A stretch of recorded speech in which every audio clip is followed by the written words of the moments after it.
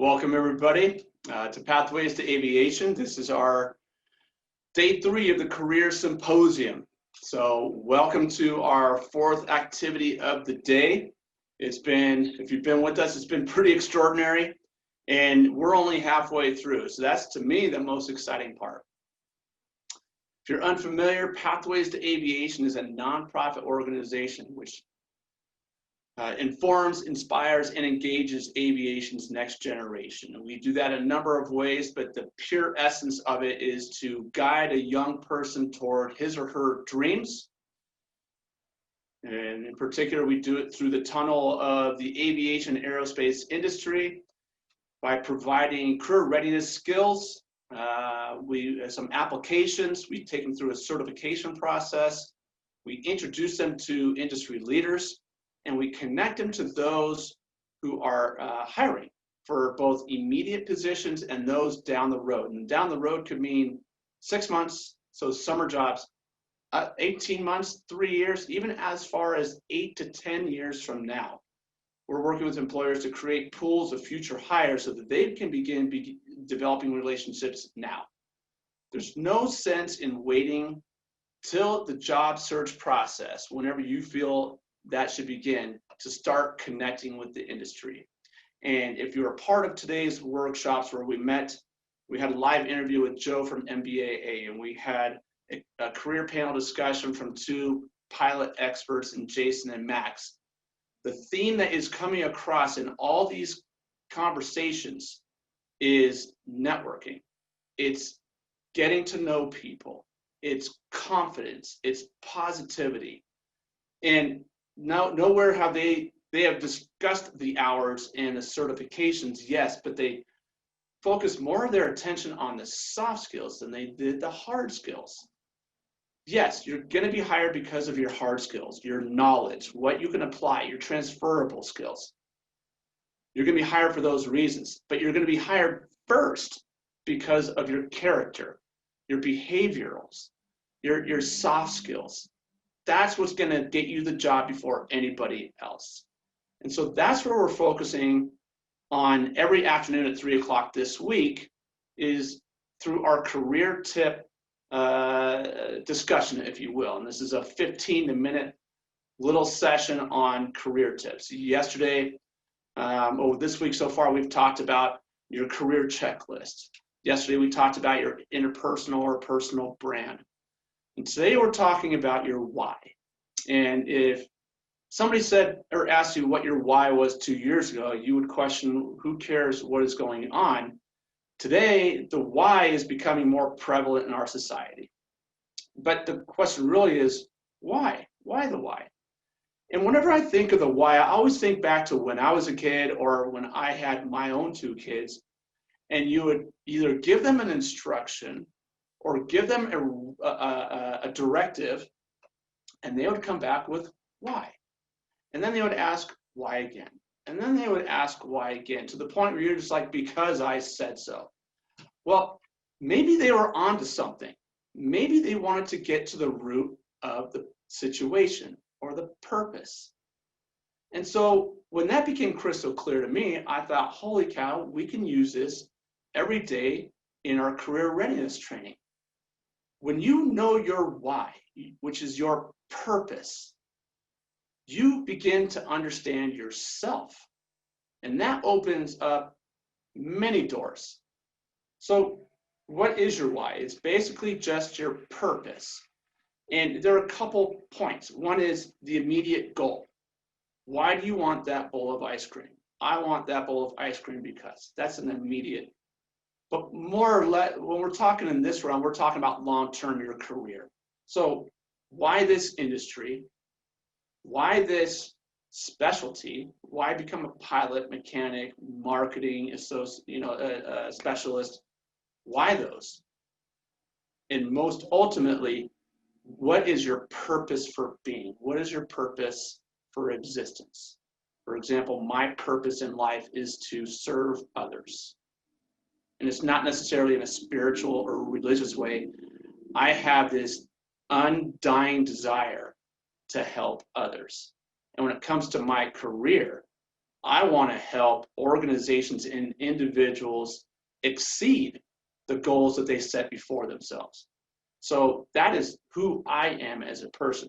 Nowhere embedded in there is money. My wife might want to think a different way, but I put others first, and everything I do is directed at making them and the local community, and it could be the aviation community, stronger. And I get so much satisfaction out of that. I wake up excited to go to work, and I go home excited to see family, but a little disappointed that I can't keep not working, but keep doing what I was doing in the office, because work, in my opinion, shouldn't be a negative. It should always be a positive. I should want to always help others or complete that task or open a door. So when we talk about the why, we more or less go to your career or your actual purpose in life. Now, where is the why used? What is the point of it? You know, where we say your why statement, but where is it used? Well, we use it a lot in networking. At networking functions, at career events, in the office, at school, in job interviews, through our workshops, right? And in social settings. So you could be in line at a grocery store or a coffee shop, at a wedding, and somebody will ask you something like, tell me about yourself, or what are your goals? What do you want to accomplish? What do you want? What is your vision? And if you know your why, those things come across a heck of a lot easier. It gives you focus on your direction or your journey. When you understand yourself, it's easier to answer those questions. What are you hoping to accomplish? What do you want to do? Or the question I get all the time is, what do you do?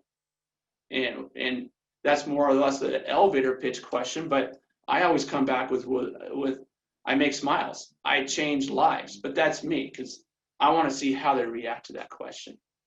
When we talk about the elevator pitch, it's not necessarily your why statement. Your elevator pitch is who you are and what you want to accomplish, whether it's in the immediacy or long term. But it's hard to craft that 30 to 45 second pitch if you don't understand your why. And that's why in our career readiness training, we always put the why before the elevator pitch, because once you know yourself, once you understand your skills and what you want to accomplish, your career interests and your ultimate purpose, even if it's just career related, it's easier to craft that elevator pitch. It's also easier to craft that resume, which is a description of your skills and experiences in a written format. Also in a written format is that LinkedIn profile. It's almost impossible to approach that process without knowing you and your purpose. Once you know those, it becomes a lot easier. Now, for many of us, we don't understand our why until we're like 40. So we understand why students aren't grasping the idea of why now when they're 18, 24, 30 years old. But that's why we're here. We're here to mentor. We're here to guide. We always need role models and mentors in our lives. And if they didn't suggest that students start looking at their why now, then we're doing them a disservice. Then they are behind the 8 ball, if you will, when it comes to starting or launching their career. If they know their why and they have a strong elevator pitch and they really know themselves and what they want to accomplish, their pursuit of those careers will be lightning fast compared to their counterparts. And if our goal is to help those students, those job seekers, be at the top of the consideration pile, it's going to start with the why in the elevator pitch. And that's why we advocate, we profess this so much, the networking, the why, the elevator pitch. These are very important. Knowing your why helps you get to the root of your actions and beliefs. And when you share that verbally, it allows others to understand your actions and beliefs. And that your actions and beliefs, that's at the core of you as a person. And again, it helps identify your ultimate purpose. We talked about application with the resume, the LinkedIn profile, the elevator pitch. And one of the first steps that we work with students and job seekers is identifying all your skills, your behavioral, your characteristics. I think in every workshop this week, character has become a common theme, as well as the networking and the other soft skills. It's understanding what those skills are. And when we ask candidates to list their skills, they always list like 4 or 5. Well, I think in our workshops, we've come up with 350. So when we help them to see the soft skills light, if you will, a bulb does turn on and they're like, holy cow. And then they can list all the skills that are appropriate to them. They don't have to list skills that don't resonate with them, but they can list the ones that are most appropriate to them, especially if it's going to help them accomplish what they want to accomplish.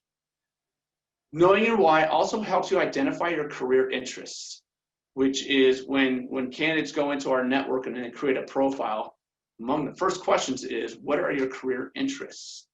Now, in our profile, we kind of design them for the aviation industry, but there's a section where they can add other interests. Those are critical. We want to know where the candidates, the students and the job seekers are hoping to harness their interests so that we can match them to employers and mentors. That's critical. So knowing your why and your purpose will help you identify your career interests. My favorite, it illustrates your passion. I can't tell you how many employers we talk to on a regular basis. They're certainly looking for the hard skills, but what they're really looking for is somebody with passion. Somebody with passion that they can hire, shows up on time, does their work, there's good work ethic, they smile, they enjoy their job, and most important, there's longevity. Because far too many employers are hiring people, and there's no age. It's not necessarily a young person. They're hiring people, and especially those whom are relocating. And they go into that workspace and they're there for 12 months and they start to feel the itch. And at 18 months, they're gone. And the employer has invested hours and thousands of dollars into training and onboarding that individual to their culture, to that specific job, and helping them advance in their careers, to have that person leave. And then they have to start all over again. So if they find people with passion, that speaks volumes to longevity, which employers love. And I think the last point I want to make on your why is when you're asked those questions about you, it makes what you're saying, your description of yourself, more compelling and clear to the people or the person with whom you're speaking. Now, when you share your why, as we mentioned yesterday, it's done on these calls, video calls, virtual calls. It's done in emails, texts, and my favorite by far, and everybody else's favorite, is that in-person contact. So it's not like you're required to have a why statement. It's not even required that you have an elevator pitch. I mean, I didn't even hear about the elevator pitch until well after I got married, which is well after I went to college. But if you incorporate those 2 items in now, again, our goal is to thrust you forward to the top of that consideration pile. And all of these career tips that we're sharing relate to our career readiness skills that we're sharing on a daily basis at Pathways to Aviation. While we have this week-long celebration of careers, it's going to end on Friday, sadly, because we're having a lot of fun, but it's going to end on Friday. The Career Symposium to us is not the end of a journey. It's actually the start. And by bringing in students and job seekers and teachers and mentors and industry leaders for a celebration, we're now allowed to start a new pathway with them. They each have their own respective journeys. The students and the job seekers can participate in our career certification process. The industry leaders can connect with the young people, the students and job seekers, in mentorship type of relationships. There's a huge amount of value in those. And the employers that we're bringing to the table can now poach, if you will, but mine our whole field for the hires that they're seeking both immediately and in the future. It's also why we bring in groups like jsfirm.com, where they have a job board and they have an opportunity to create profiles and post resumes with employers. Perfect partner. That's why we brought in MBAA, who's doing the same type of thing. Yesterday, we brought in Choose Aerospace, who's doing this from an aircraft maintenance perspective. Bringing in all these puzzle pieces to work with us to providing as many resources to students and job seekers is gonna make this work. And bringing in the employers who need help themselves to get in touch with the candidates. We're there for them just as much as we are the candidates. So that's today's why. We're gonna continue our series of career tips tomorrow at 3 p.m. We're excited to share these because this is at the heart and soul of Pathways to Aviation. It's why we do what we do. And if you ever want to know our personal whys, if we haven't shared them enough here, just ask, because we are loaded with them. It's why we love doing this stuff day in and day out. So thank you very much for participating. We have a full slate of activities tomorrow. We start at 9 a.m. with job announcements. At 11 a.m. we have another career panel. This time we're talking about military careers, both while you're in the military and beyond. We have another interview. We're meeting with the Perland Project, and then more career tips. So join us tomorrow. We're so thankful that you joined us, and make it a great evening, huh?